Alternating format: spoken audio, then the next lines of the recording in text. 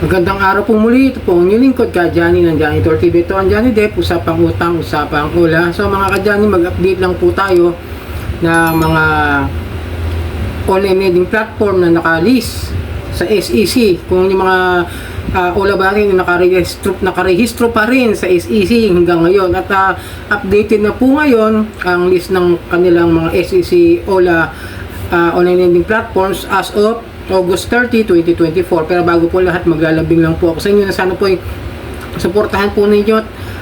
Kung nais yung mga ganitong klase ng mga videos, tangkilikin niyo po sana para magkaroon kayo ng ideya kung paano nyo haharapin yung mga problema nyo at kung ano ba yung mga tamang gawin at kung ano ba yung mga ola na rehistrado at may lisensya at kung ano yung mga dapat nyo iwasan din ng mga ola na maaaring maging kadahilanan ng inyong pagkakaroon ng problema sa inyong sitwasyon. So yun, paki-like na lang po, share at hit nyo na yung notification bell para updated po kayo sa mga videos na ginagawa natin dito. So ito mga Ka-Johnny, no? List of recorded online lending platforms updated as of August 30, 2024. Okay, so isayin natin, pakita ko na sa inyo yung mga picture. Tapak ko na yung mukha ko, baka nagsasawa na kayo sa akin. Okay, ito po. Unang-una po, sa listahan po nila yung ACOM. Ayan, katabi po niya yung kung ano yung mga ola na hawak ng isang lending company. Ayan po yung number 1 ACOM. At sumunod yung Advanced Take, Advanced, Ion Credit, okay yan, goods yan. Hindi nang haras yan. Pero kailangan yung puntahan talaga sa opisina pagka nagkakasyo madalas. And Financing Corporation, yung Itomo. Number 5 yung Armorac. At ang kanyang mga ola ay Ayudas and Willown. Asialink Finance Corporation, Asialink Mobile. Then itong Asia Source Financial Incorporation Motorcycle Loan. Okay. Asteria Lending Incorporation, Asteria. Buena Vista Financing, BFC Loans. Cashmart, Asia Lending, Cashmart PH. Cashb Lending Services, Cashb PH. Cashmam Lending Investors, Cashmam. Cash Express. Ito, ewan ko, paano babasahin to? Say Marge Financing. Sepat Credit Financing, medyo hindi kilala to, no? Yung iba, kilala natin talaga rito. Itong Code Block Lending Corporation, okay, Peso, o Peso, tsaka yung O Peso. Convenience Cash Lending Corporation, yung Sada Cash. Corpland Lending Investor, ewan ko kung ito to, basta rehistrado to sa mga sa mga online lending apps ng SEC. Crawford Micro Lending Technologies. Creditable Lending Incorporation, Lending Corporation, Easy Peso, na sa ngayon parang wala yata sa Google.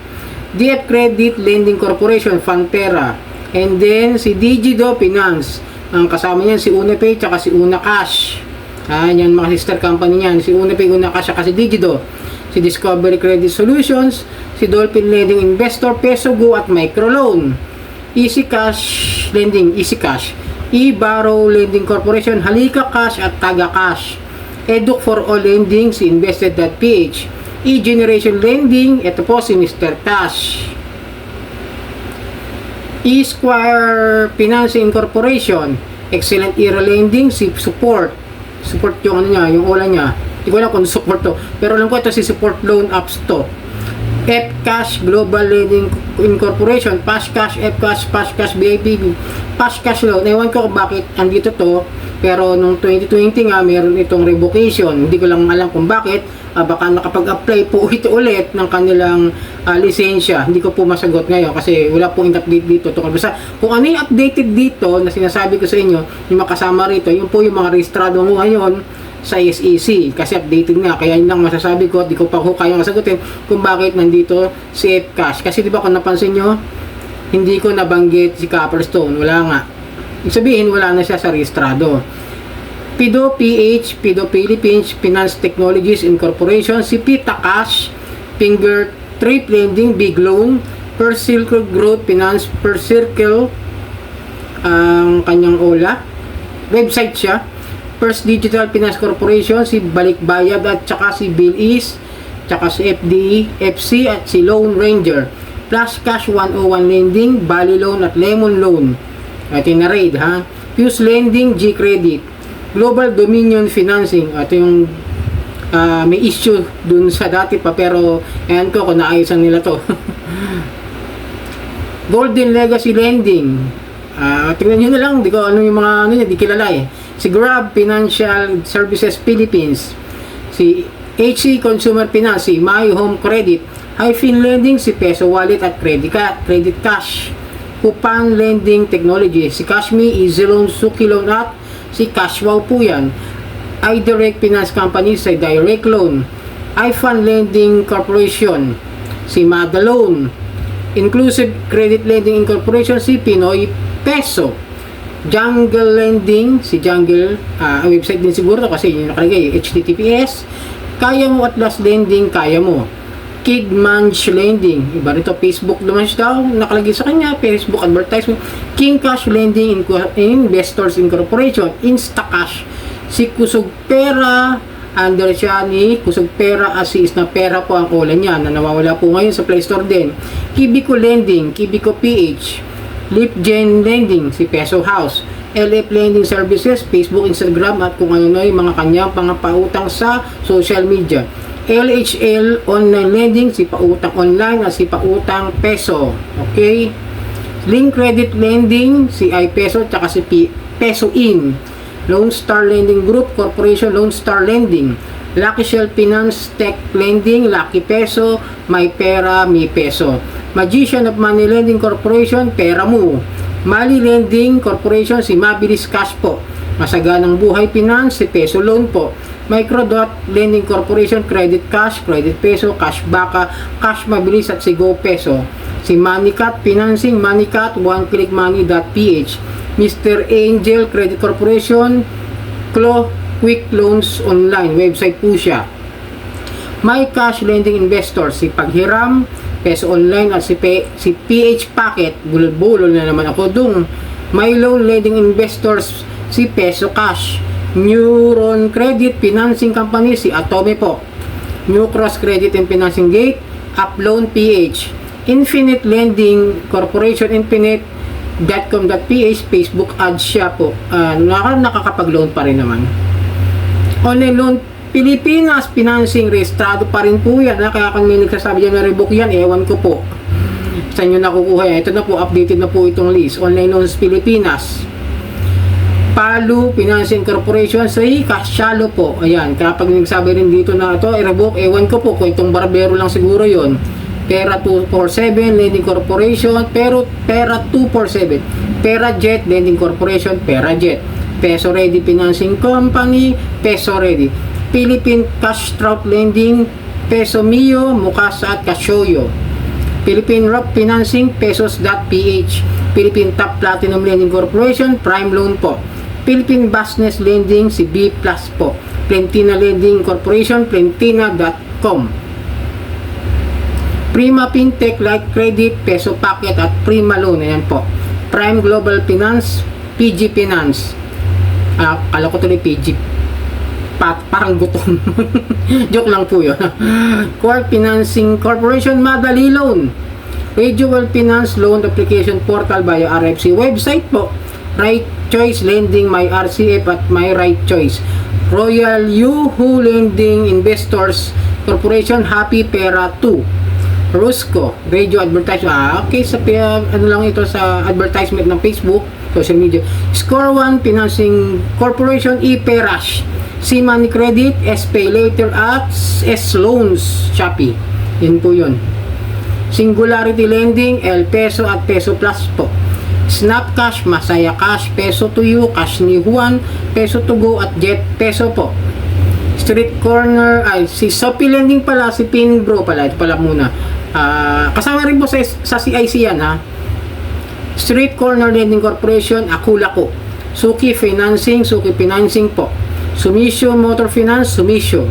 Sumulong Financing Corporation, Go Peso, Grab Peso at Pass Peso. Supreme Money Lending Corporation, Supreme. Tala Financing Philippines, Tala. Temple Tech Finance Corporation, TendoPay. Thrift Platinum Lending Corporation, si Morgold. Toyota Financial Services, Toyota Financial. Treasure Bowl Fintech Lending, Wow Pera at Zip Peso. Unistar Credit and Finance Corporation, Pan Easy website. U Peso Lending Corporation, Peso Q. Yun na lang po yung nakalagay na ano niya, nawawala po si Loan Moto sino? Pero lending, pera for you, tsaka isa pa ba? Loan mo to nga yata yun, nakalimutan ko yung isa. Basta apat to alam ko yung peso Peso yun na lang po yung nakalagay rito. Hindi ko na po alam kung bakit. Bamo Lending, si Bamo. Vidalia Lending Corporation, Vidalia App. Warm Cash Corporation, Honey Loan. Wifan Lending, si Juan Han. Wing of Integrity Lending Corporation, si Benny at si Easy Baro. So, si Benny po at si Easy Baro ay magkapatid po pala. Okay? Cash Lending Corporation, Cash Lending. Y Finance Loan Champ. Yinshan Lending, si Happy Cash. Yulon Finance ay si Yulo Finance website po siya. Yun lang po yung mga binanggit ko at mga pinakita ko sa inyo. Ang mga registered na mga OLA ngayong August 30, updated na po yan, 2024, dito po sa SEC List of Registered Online Lending Platform at ang kanilang mga online lending apps sa Play Store. Yun po, kung ano lang po yung binanggit ko, yun lang po yung mga rehistrado. Kasi marami po nagtatanong sa akin kung ano raw ba yung mga rehistrado at kung ano daw po yung mga na-rebook na. Ngayon, pinakita ko po sa inyo yung listahan na hindi po ito kwentong barbero, may pinanggalingan po tayo. Yan, nagsasabi kasi lagi sa akin, fake news daw ako kapag ako gumagawa ng video. Hindi ko alam kung ano po yung nasa isip nila kasi ako ho, kakampi ng mga biktima ng mga online lending at hindi po tayo gumagawa ng mga kwento na wala akong pagbabatayan ng aking mga pinagmumula ng aking mga ibinabalita sa inyo at mga ina-update po mga kadyani. Kung may nagsabi man sa akin na fake news, ang ginawa ko pong video yon about do sa mga nawala ng mga OLA is para aware kayo na hindi magandang install sa mga cellphone natin. Yun po. Sa susunod, gagawa ko po ng video. May nagsabi kasi sa akin, fake news daw ako Hindi naman po ako ni-replyan na sinabi ko yung buong aking side na kung paano ko nasabi na nawala dahil nga high risk po yung mga OLA na yan. Siguro bukas ko na lang gawa ng para mapakinggan naman yung side ko. Kasi yung side niya pinakinggan ko naman at nag-reply ako, hindi naman po siya sumagot. Yun po hirap siya, pag sinagot na sila, ayaw na nila mag-reply. Yan ang hirap sa kanila. Pag medyo naka-counter attack sila, diba, nakapagsalita tayo ng talaga may formal at kung saan ko kinukuha yung mga impormasyon ko. At ang impormasyon ko po ay galing po sa mga kanauukulan din po yan. Sa mismo pinanggagalingan ng source kung saan nanggaling. At hindi po galing sa akin. Mismo talaga may pinagmumulan. Hindi ako basta-basta magkukwentong barbero rito. Sana po naintindihan niyo po yung mga konteksto ng aking mga pinapakitang video sa inyo. Unawain po ninyo, himay-himayin nyo na lang po. Alam ko matatalino naman na po kayo, kahit na biktima po kayo ng kulay, makakapag-isip naman po kayo na maayos kung sakasakali mapapanood nyo yung mga videos ko. Salamat po sa patuloy na pagsuporta at pagtangkilik dito sa aking channel. At hanggang sa muling video, asahan ko po sana kayo na patuloy nyo po sana ako suportahan sa aking mga social media account, sa Facebook, sa TikTok at dito sa aking YouTube channel. Marami pong salamat at hanggang sa muli. Sarang hami na po.